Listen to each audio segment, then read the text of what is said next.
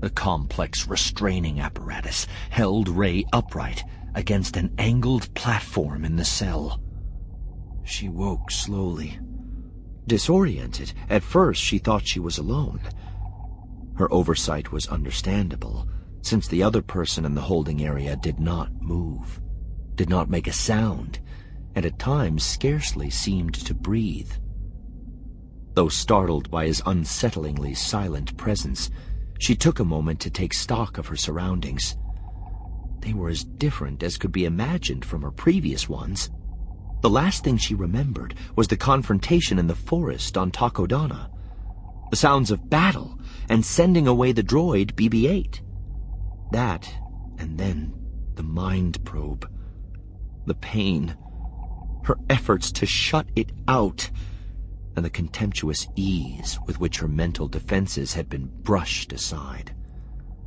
Even now, there was a lingering ache at the back of her eyes. The forest was gone. So was Maz's castle. Bereft of a point of reference, she had no choice but to ask, "Where am I?" Does the physical location really matter so much? In Kylo Ren's voice, there was unexpected gentleness. Not quite sympathy, but something less than the hostility with which he had confronted her in the forest. "You're my guest." With an ease that was more frightening than any physical approach, he waved casually in her direction. A couple of clicks, and the restraints fell away from her arms. She tried to take the demonstration in stride as she rubbed her wrists. The last thing she wanted was for him to think he could intimidate her any more than he already had. Looking around the room, she confirmed that they were alone. "Where are the others?" "The ones who were fighting with me." He sniffed disdainfully. You mean the murderers, traitors, and thieves you call friends? Consider carefully now. I could easily tell you they were all killed, righteously slain in battle. But I would prefer to be honest with you from the beginning. You will be relieved to hear that as far as their current status and well-being is concerned... You'll be relieved to hear I have no idea. She stared at him. Though at the moment he was calm, she could not escape the feeling that a wrong word, an unsatisfactory response, might set him off. "Be very careful with this person," she told herself. He looked at her as if she had just spoken aloud. For all the chance she had of hiding her emotions from him, she realized, she might as well have voiced her thoughts. You still want to kill me? Her true self got the better of her, and she replied tactlessly, despite the danger. That happens when you're being hunted by a creature in a mask. She had a moment to ponder his possible reaction and to fear it. But he did not do what she expected. Instead, he reached up, unlatched, and removed his mask. She just stared at him in silence. In itself, the narrow face that looked back at her was not remarkable. It was almost sensitive. If not for the intensity of his gaze, Ren could have passed for someone she might have met on the dusty streets of Nima Outpost. But there was that gaze. That, and what lay simmering behind it. "Is it true?" he finally asked. "You're just a scavenger?" She didn't respond, and perhaps sensing her embarrassment, he changed the subject. Tell me about the droid. She swallowed. He's a BB unit with a selenium drive and a thermal hyperscan vindicator. I am familiar with general droid technical specifications. I don't need to acquire one.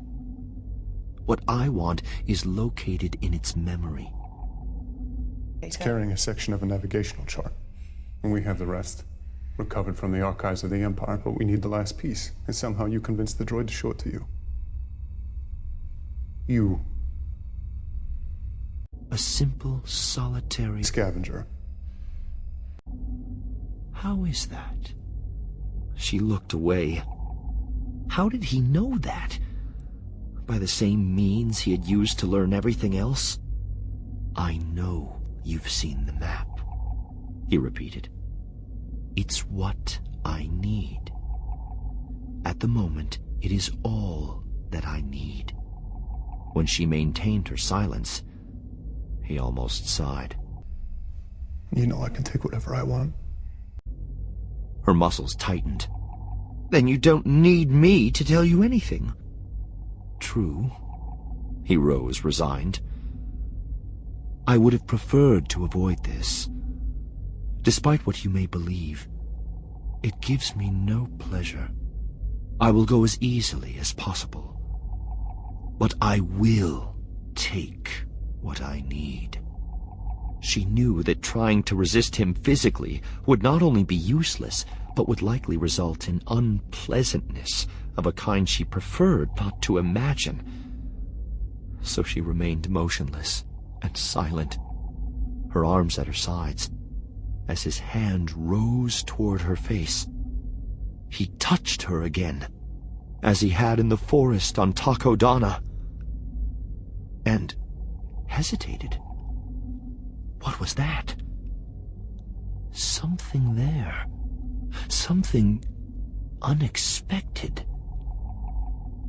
As she strained to resist the probe, he pushed into her, brushing aside her awkward attempts to keep him out. While he investigated her mind, he spoke softly.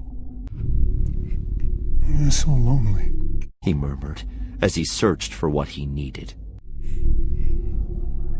"So afraid to leave.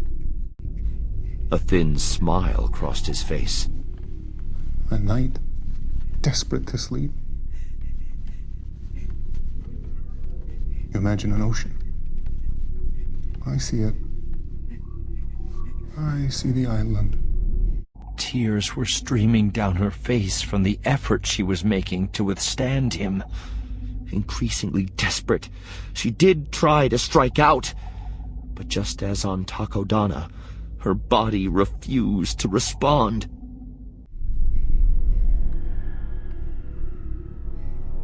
And Han Solo, Ren continued relentlessly. you feel like he's the father you never had. A dead end, that vision. Let it go. I can tell you for a fact. He would have disappointed you. All the rage and terror bottled up inside her came out as she turned to meet his stare. Get out of my head. It only made him lean in closer, enhancing her feeling of complete helplessness. Rey? I know you've seen the map. It's in there. And I am going to take it. And now you'll give it to me. Don't be afraid. I feel it too. Where the strength to defy him came from, she did not know.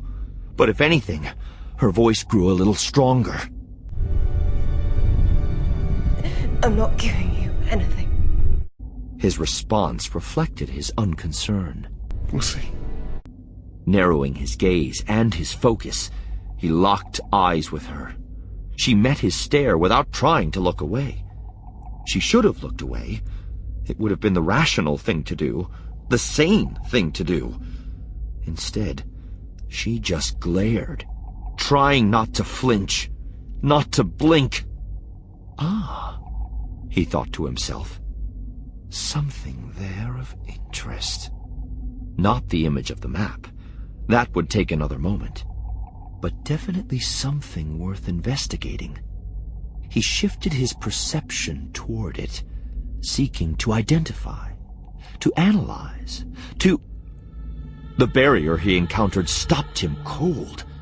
And it was he, Kylo Ren, who blinked. It made no sense. He pushed hard, with his mind, and the probe went nowhere. A look of amazement replaced the fear on Rey's face as she discovered herself inside his mind. Stunned at the realization, she found herself inexorably drawn to... You. She heard herself saying clearly. You're afraid. That you will never be as strong as Darth Vader. His hand pulled sharply away from her cheek, as if her skin had suddenly turned white-hot. Confused, rattled, he stumbled back from her. Her gaze followed him. Her eyes were the same, but something else had changed. Something behind them. In her stare and in her posture. He moved to leave and, at the last moment, gestured powerfully in her direction. The restraints that had held her wrists snapped back into place, once again securing her to the inclined platform. Then he once again donned his mask and was gone. In the corridor, a stunned Ren found that he was breathing hard. That in itself was unsettling. He did not know what had just transpired in the holding cell, and, not knowing, was left uncertain how to proceed. He was spared further bewilderment when a trooper appeared coming toward him. Straightening, Ren gathered himself. The trooper halted. His evident discomfort at having to speak to Ren bolstered his superior's shaken persona. Sir, the Supreme Leader has requested your presence.